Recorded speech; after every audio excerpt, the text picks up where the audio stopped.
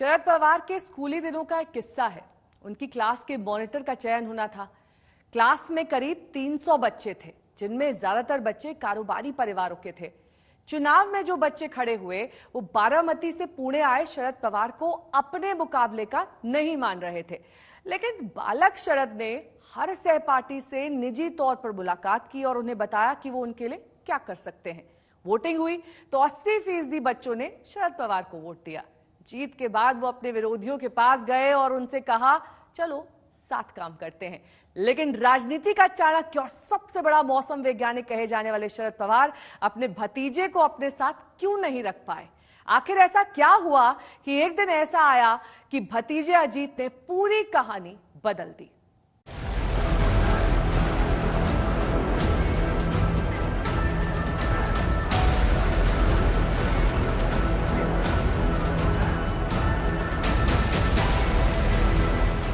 शरद पवार ने 2 मई को जब एनसीपी के राष्ट्रीय अध्यक्ष पद से इस्तीफा दिया था, तब कार्यकर्ताओं को भयंकर सदमा लगा था।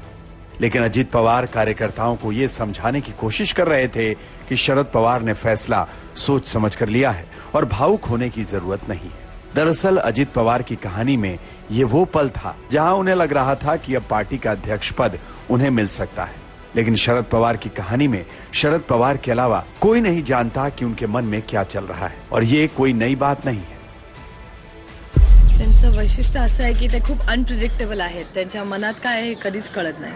किंवा एखादा त्यांना प्रश्न विचारला किंवा त्यांचा डिसिजन असला तर ते घरी येऊन आपण किती विचारलं तरी कधीच उत्तर देणार नाही।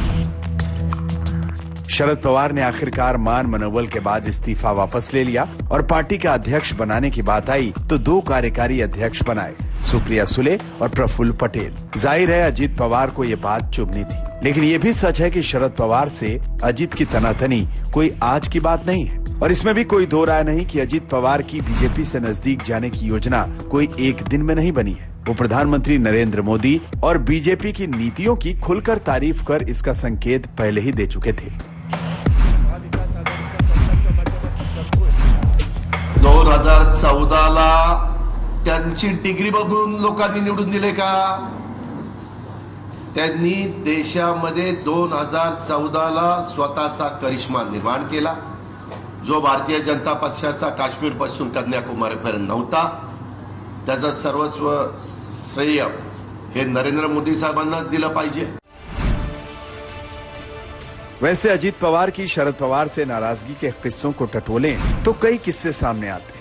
मसलन 2004 में जब महाराष्ट्र विधानसभा चुनाव में एनसीपी ने गठबंधन के दूसरे साथी कांग्रेस से ज्यादा सीटें हासिल की, तो अजीत पवार को लगा कि अब उनका सीएम बनना तय है। ये बात तय थी कि उनकी सीटें ज्यादा आएंगी और वो अपना सीएम बनाएंगे। लेकिन नतीजों के बाद कांग्रेस ने थोड़ी आनाकानी की तो शरद पवार ने कुछ अतिरिक्त मंत्री पद लेकर मुख्यमंत्री की कुर्सी कुर्बान कर दी।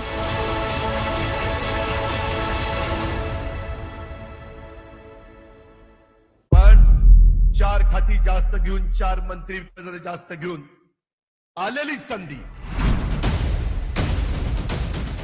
2011 में जब अजीत पवार का सिंचाई घोटाले में नाम आया तो उन्हें इस्तीफा देना पड़ा, और उस वक्त अजीत पवार का आरोप था कि एनसीपी ने मुश्किल वक्त में उनका साथ नहीं दिया, जबकि घोटाले से उनका कोई लेना देना नहीं था। मेरा आज भी इस इंटरव्यू के माध्यम से पूरे देश के लोगों को कहना है कि मैंने कुछ भी गलती नहीं की। मैंने कल भी कुछ भी गलती नहीं की, आज भी मैंने नहीं की है, आगे भी मैं नहीं करूंगा। जो भी सही होगा वही करने की मेरी कोशिश रहेगी। मैं बहुत ट्रांसपेरेंसी पे विश्वास रखता हूं, क्वालिटी पे विश्वास रखता हूं। 2019 में अजीत पवार ने शरद पवार की इच्छा के खिलाफ जिद करके बेटे पार्थ के लिए लोकसभा का टिकट लिया, लेकिन बेटा नहीं जीत पाया। अजीत ने इसका ठीकरा एनसीपी कार्यकर्ताओं के सिर फोड़ा कि उनके बेटे के लिए ठीक से प्रचार नहीं किया गया, यानी उनके मन में भेदभाव के बीज अंकुरित हो चुके थे। अजीत पवार अरसे से खुद को शरद पवार के उत्तराधिकारी के रूप में देखते हैं और उनके समर्थक भी ऐसा ही मानते हैं। लेकिन शरद पवार की मौजूदगी में वो कभी बड़े फैसले या कहें पार्टी की दशा और दिशा बदलने वाले फैसले नहीं ले पाए। और शरद पवार ने कार्यकारी अध्यक्ष के रूप में सुप्रिया सुले और प्रफुल्ल पटेल को आगे कर दिया तो अजीत को लगा कि उन्हें ठगा गया है। यूं सुप्रिया सुले से उनके निजी तौर पर अच्छे संबंध है, लेकिन सियासत में सुप्रिया को जिस तरह उनके खिलाफ खड़ा किया गया वो उन्हें नागवार गुजरा। ये तो मैं इससे ज्यादा कुछ कहना नहीं चाहता। परिवार का जो इश्यू है वो परिवार के बाहर ज्यादा डिस्कस करना मुझे पसंद नहीं। सियासी गलियारों में इस बात की भी चर्चा है कि एनसीपी प्रमुख ने पटना में विपक्षी दलों की बैठक में पार्टी नेताओं से बात किए बगैर ही राहुल गांधी को सहयोग देने की बात कही। दूसरी तरफ शरद पवार जिस विपक्षी एकता के जरिए केंद्र की राजनीति करना चाहते हैं उसकी असलियत उनके खासम खास प्रफुल्ल पटेल ने अपने अंदाज में भांपी। मी पाटणाला काही दिवसा अगोदर साहेबांच्या बरोबर सर्व विरोधी पार्टीच्या मीटिंग मध्ये मी गेलो होतो। त्या मीटिंग मध्ये चित्र ते नजारा जेव्हा मी पाहिलं खरं म्हणजे थोडं हसू येत होता की खरोखर हे असे लोक त्या 17 पार्टीमध्ये 7 पार्टी दादा कशी होती, खासदार किती, एक पार्टी तो अशी होती कि ज्याचा खासदार 0। पटेल साहब का नाम ले लिया कि उन्होंने कहा कि ये इलीगल है, इलीगल है, मेरा इलेक्शन इलीगल है। मेरा इलेक्शन, ये तो मीटिंग हो गई दिल्ली में, दिल्ली के मीटिंग में तालकतोरा में कई हजार लोग थे, सबके सामने से इलेक्शन हो गया, अनअपोज हो गया। होने के अच्छा ये खुद जो प्रपोजल था वो प्रपोजल रखने में प्रफुल्ल पटेल खुद थे।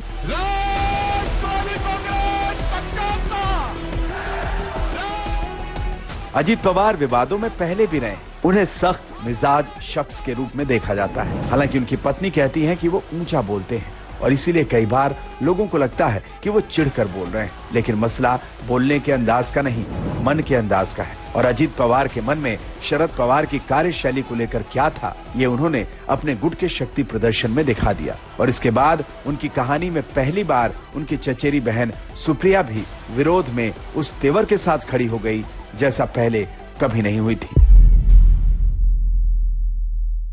नॅशनलिस्ट काँग्रेस पार्टी एनसीपी ला काय म्हणायचे?